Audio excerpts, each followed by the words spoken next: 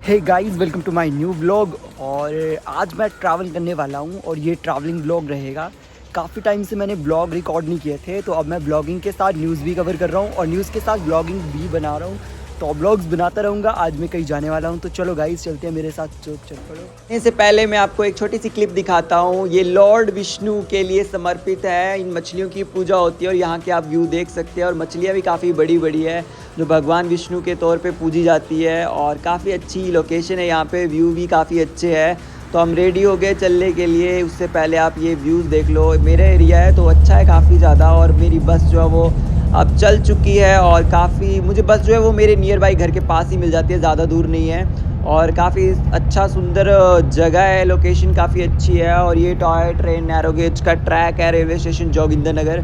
ये काफ़ी पसंद आता है लोगों को। यहाँ पे लास्ट स्टेशन मान सकते हैं इसको, हिमाचल प्रदेश के मंडी डिस्ट्रिक्ट का लास्ट स्टेशन बोल सकते हैं इसको, क्योंकि मंडी में कोई ट्रेन नहीं है। तो मंडी में एक यही ट्रेन आती है, वो भी जोगिंदर नगर तक। और कांगड़ा वैली रेलवे है तो यहाँ पे आई जाती है। और इसके भी काफ़ी व्यूज़ है, बहुत सुंदर व्यूज़ है। चाहे आप बस से जाओ, ट्रेन से जाओ, आपको हिमाचल की ब्यूटी देखने को मिल ही जाएगी। काफ़ी सुंदर लोकेशन है, तो आप इसके नज़ारे लो। मस्त लोकेशन है, बेस्ट प्लेस है। तो चलो देखते जाओ आप लोग। तो देखने में काफ़ी अच्छा लग रहा है। और जैसे आप देख रहे हो तो आपके भी कुछ ना कुछ व्यूज़ में आ ही रहा होगा कि काश हम भी हिमाचल में जाते और घूम के आते। गर्मियों में अच्छा मौसम रहता है हिमाचल में। और हिमाचल से गर्मियों से दिल्ली की तरफ जाना बहुत ही रिस्क वाला काम होता है। चंडीगढ़ की तरफ जाना लगता है मानो गर्मियों की तरफ जा रहे हैं। या फिर हम जहाँ भी जैसे सोलन चले जाएँ, सोलन में भी काफ़ी गर्मी पड़ जाती है कभी कभी। और बद्दी की तरफ जाओ, नालागढ़ बद्दी की तरफ, वहाँ पे भी गर्मी रहती है। मतलब जितना भी प्लेन एरिया है वहाँ पे गर्मी बहुत ज़्यादा पड़ती है। और फैक्ट्री एरिया है वहाँ भी गर्मी रहती है। लेकिन कुछ एरिया जहाँ पे गर्मी नहीं होती, तो यहाँ पे ब्रॉड वैली का भी आपका थोड़ा सा व्यू रहता है। देखो मारुति सुजुकी 800 है यहाँ पे, आपको सर्विस करवानी तो आप आ सकते हैं। यहाँ पे भी काफ़ी अच्छी लोकेशन है। और देखो कितनी ऊँचे ऊँचे बिल्डिंग्स तो नहीं होती, लेकिन ये है कि यहाँ पे कितने ऊँचे पहाड़ों में घर कैसे बनाए जाते हैं, बहुत ही अच्छे तरीके से बनाए जाते हैं ताकि वो टिके रहे इन पहाड़ों में और पहाड़ों को भी कोई नुकसान ना पहुँचे। इसी तरीके से यहाँ पे काम किया जाता है। तो हमें बस देखने को मिली है बेस्ट। तो ऐसी लोकेशन रहेगी। और आपको अगर आना है तो आप हिमाचल विज़िट कर सकते हो। साथ में यहाँ पे बेस्ट व्यूज़ रहेंगे हिमाचल के, क्योंकि हिमाचल में बेस्ट व्यू तभी तक रहते हैं जब तक हम अच्छा काम करते हैं और अच्छी इस पे रहते हैं, सफाई रखते हैं, तभी तक व्यूज़ रहते हैं। और पहाड़ों की हम पूजा करते हैं, इसीलिए हमारे पहाड़ सुरक्षित है। आज हम अपने देवी देवताओं को बहुत मानते हैं और हमारे अपने देवी देवता होते हैं और बहुत अच्छे हमें लगता है। हमारा कल्चर है, हमारे हिमाचल की हर कल्चर में हम दिखाते हैं कि देवी देवता हमारे किस तरीके के हैं। इसीलिए तो कहते हैं हिमाचल देव भूमि है, देवताओं की भूमि है। स्वयं शिव यहाँ पे विराजते हैं। कैलाश पर्वत यहाँ ही कैलाश पर्वत है। हिमालय पर्वत में कितनी सारी औषधियाँ पाई जाती है। तो हिमालय पर्वत में स्वयं माता पार्वती का वास है। और यही एक धारणा रही है सबकी। और ये सत्यता है, जो ही प्रमाण की ज़रूरत नहीं है किसी को। लेकिन अभी हम क्या ही कह सकते हैं, अभी हम तो ब्लॉग बना रहे हैं। तो ब्लॉगिंग में कभी कभी थोड़ा बहुत ज्ञान मैं दे देता हूँ, तो ज़्यादा ज्ञान नहीं दूंगा। देखो कितना प्यारा घर है, लोकेशन कितनी प्यारी है। तो ऐसे व्यूज़ आपको देखने को मिल जाएंगे।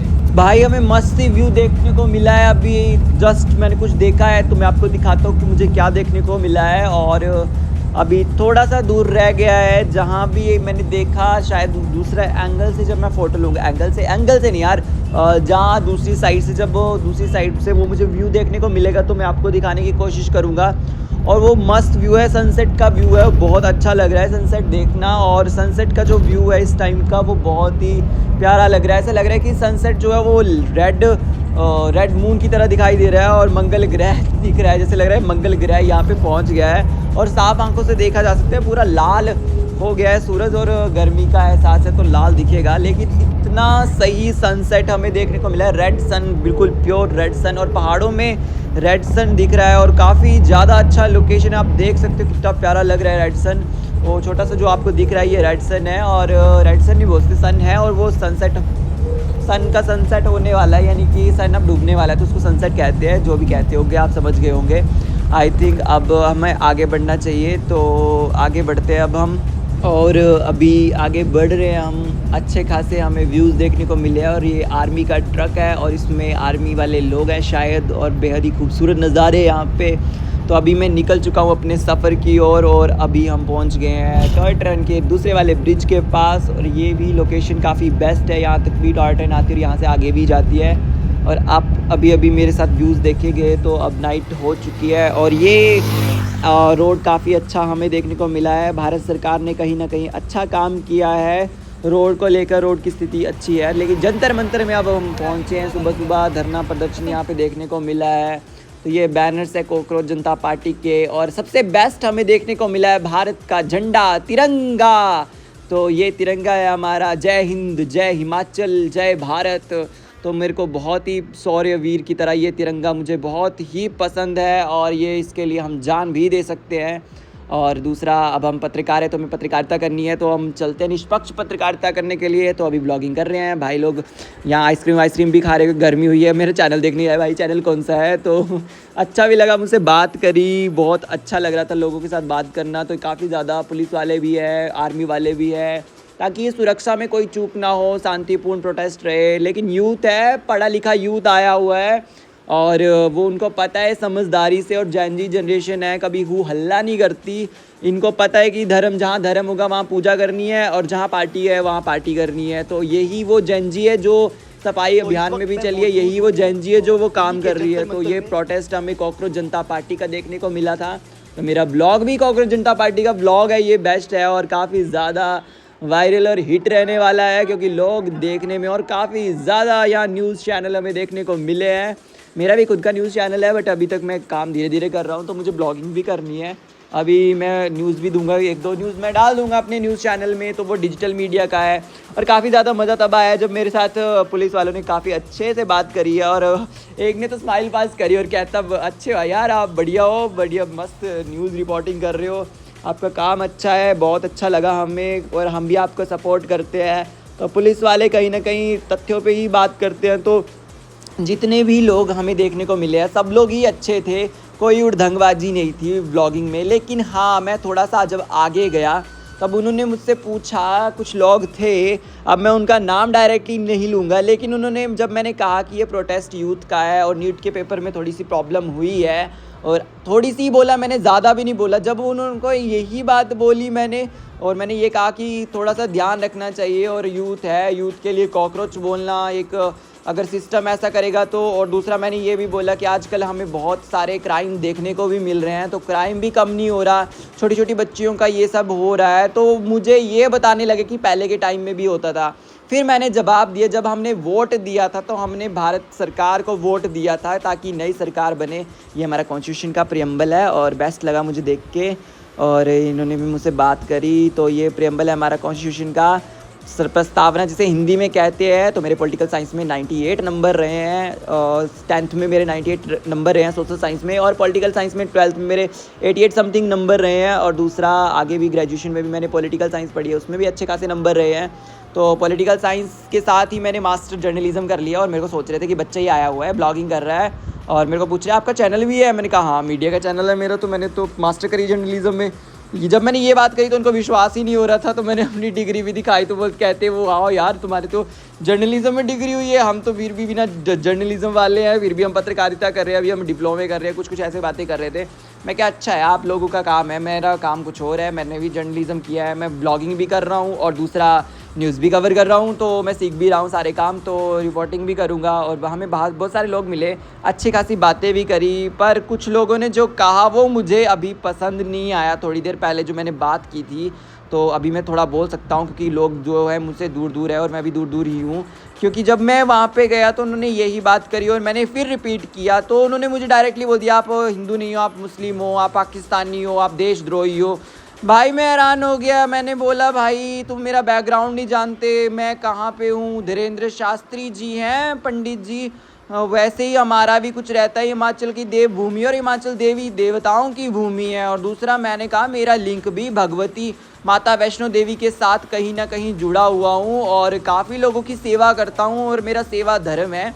और दूसरा, इसीलिए मैं निष्पक्षता की तरह मैं यहाँ पत्रकारिता करने आया हूँ। देखो एक माँ जो है वो कैसे अपने बच्चे के लिए आज भीख मांगने के लिए मजबूर हुई है कि उसका बच्चा ठीक हो जाए। माता भगवती इनके बच्चे को ठीक करे, क्योंकि सरकार से भी अब आस नहीं है, हॉस्पिटल डॉक्टर भी ठीक से चेकअप नहीं करते हैं, क्योंकि इतना सारा पैसा है वो कहाँ से लेके आएगी। भारत में कभी क्या फ्री सेवा नहीं हो सकती इलाज की? तो जब सरकारें बनती है तो यही कहती है सुख सुविधाएं, फ्री सेवा होगी, सब कुछ होगा, कुछ नहीं होता। आज हमने वही देखा कि दिल्ली में अग्निकांड हुआ था, तो उन्होंने क्या किया कि जब दिल्ली में अग्निकांड हुआ था तो उन्होंने वो जो सामने वाले जो दुकान के पर्सन थे उन्होंने स्पेशली गद्दे लेके आए और इतने सारे गद्दे रखे वहाँ पे, तो सरकार ने उनको इनाम भी नहीं दिया यार। इनाम तो देना चाहिए था ना कम से कम, तो उससे तो लोग कोई हेल्प भी नहीं करेगा, मरने वाले मरते रहे, क्योंकि 1.5 लाख का उनका कहीं ना कहीं नुकसान देख रहे हैं। अगर आपके पास कोई सोर्सेज होंगे और 1.5 लाख का वो सोर्स है, लेकिन आपको पता है कि सरकार आपको कुछ मुआवजा भी नहीं देगी, कुछ भी नहीं करेगी, चाहे आप उसकी हेल्प करो या ना करो, सरकार को कुछ भी फ़र्क नहीं पड़ता, कुछ भी फ़र्क नहीं पड़ता यार। कम से कम उनको उनका उतना तो दे दो जितना उन्होंने वहाँ पे लोगों की जान बचाने में किया है। ये सरकार का औचित्य बनता है, सरकार को देना चाहिए, और सरकार ने गलत किया है, उनको अभी तक कुछ नहीं दिया। तो मैं चाहता हूँ सरकार से कि ये व्लॉग ज़्यादा से ज़्यादा शेयर किया जाए और सरकार उनको कुछ ना कुछ दे, नहीं तो मैं वो मीडिया में आवाज़ ज़रूर उठाऊँगा। लगता है जब मीडिया में आवाज़ उठती है तभी लोग जो है वो तभी सरकार हिलती है, अदरवाइज़ तो सरकार कभी हिलती नहीं है। तो सरकार क्या सोचती है कि वो मीडिया को खरीद लेगी? कभी ऐसा नहीं हो सकता। उसी मीडिया को खरीद पाएगी सरकार जो बिक सकता है, और उसी मीडिया को धमकी दे सकती है सरकार जो धमकियों से डरता है। तो लेकिन ध्यान रखे, मीडिया को कभी धमकी मत देना। अगर मीडिया को किसी ने धमकी दी और ये कहा कि बिका हुआ मीडिया है, तो मीडिया जब अपने पे आता है तो पूरी सच्चाई पट्टी खोल देता है, इसलिए ध्यान रखना। तो हम तथ्यों पे बात करते हैं, तो तथ्य हमारे यही है। तो आज मैं ब्लॉगिंग करने आया था, मुझे अच्छा भी लगा, न्यूज़ भी बनाई, मेरे को मज़ा भी आया, और बहुत अच्छे यूथ थे, मेरे साथ बात भी करी। जो यूथ थे उन्होंने मुझसे बात करी, और जो पार्टीबाजी वाले आए हुए थे, भगवान उनका तो मैं क्या ही बोलूँ। यहाँ पे रीनीट को लेकर बात हो रही है, सीबीएसई की खामियों को लेकर बात हो रही है, सिस्टम ने कॉकरोच कहा है उसको लेकर बात हो रही है, और यहाँ पे इनकी अपनी पड़ी है। भाई भगवान है, हमें भी पता है, माता भगवती वैष्णो देवी है, श्री राम जी है, श्री राम जी की जन्मभूमि है, इसीलिए तो प्रजा जो है आज आवाज़ उठा रही है। अगर जन्मभूमि नहीं होती तो प्रजा आवाज़ नहीं उठाती क्या? प्रजा का हक है आवाज़ उठाना। जो प्रजा होती है, जिसका शासक होता है, जो शासन करता है, लेकिन हमने इतिहास में देखा है जिस शासन ने शक्तियों का दुरुपयोग किया है उसका पतन जरूर हुआ है, और वो प्रजा ही प्रधान है, लोकतंत्र ही शासन है, लोगों के लिए, लोगों द्वारा चलाया गया शासन ही लोकतंत्र कहलाता है। तो हम जब नेता को वोट करते हैं यार, हमने सरकार इसीलिए बदली थी ताकि छोटी छोटी बच्चियों का जो हो रहा है, शोषण हो रहा है, कहीं अमीर लोग जो हैं वो गलतियां कर रहे हैं और चुनिंदा लोगों को छोड़ दिया जा रहा है, हमने कानून में सख्ती देने के लिए सरकार बनाई थी, तो ताकि स्वास्थ्य, शिक्षा, महंगाई को लेकर बात हो, कभी किसी को प्रॉब्लम्स क्रिएट ना हो, और कानून व्यवस्था काफ़ी अच्छी होनी चाहिए। तो उसी तरीकों को लेकर हमने सरकार बनाई थी, ना कि हमने सरकार इसलिए बनाई थी कि शक्तियों का दुरुपयोग करना शुरू कर दे और कुछ भी बोलती जाए। ऐसा नहीं हो सकता, इंडिया में कभी ऐसा नहीं होगा। इंडिया, भारत देश सबका देश है और भारतीयों का देश है, हिंदुस्तान है, हिंदुओं की भूमि है, हिंदू की जन्मभूमि, कर्म भूमि, महाभारत के काल से, पुराणिक काल से ये भूमि है, और यहाँ पे हर वक्त आवाज़ उठती रही है और ऐसे ही उठती रहेगी। तो ध्यान रखो, सभी ध्यान रखो। और अभी जाने का टाइम भी हो चुका है, तो मैं अब चला भी जाऊंगा थोड़ी देर में। काफ़ी धूप भी है और काफ़ी मज़ा भी आया ब्लॉगिंग करने में, तो मैं निकल जाऊंगा थोड़ी देर में। दिल्ली पुलिस का धन्यवाद करेंगे, क्योंकि दिल्ली पुलिस ने बहुत अच्छा काम किया, और मेरे साथ जो दिल्ली पुलिस ने बात करी है ना, मैं उसके लिए दाद देता हूँ। तो ये देखो, हमें पिगन्स देखने को मिले। दिल्ली पुलिस बहुत अच्छी है, और दिल्ली पुलिस के लिए 1 लाइक तो बनता है। बेस्ट लगी दिल्ली पुलिस, और इस बार शायद दिल्ली पुलिस, इस बार क्या हर बार दिल्ली पुलिस बेस्ट ही रहती है, काम करती है, ऐसा कुछ नहीं है। और काफ़ी अच्छा माहौल है मेट्रो स्टेशन का भी, और काफ़ी सही लगा।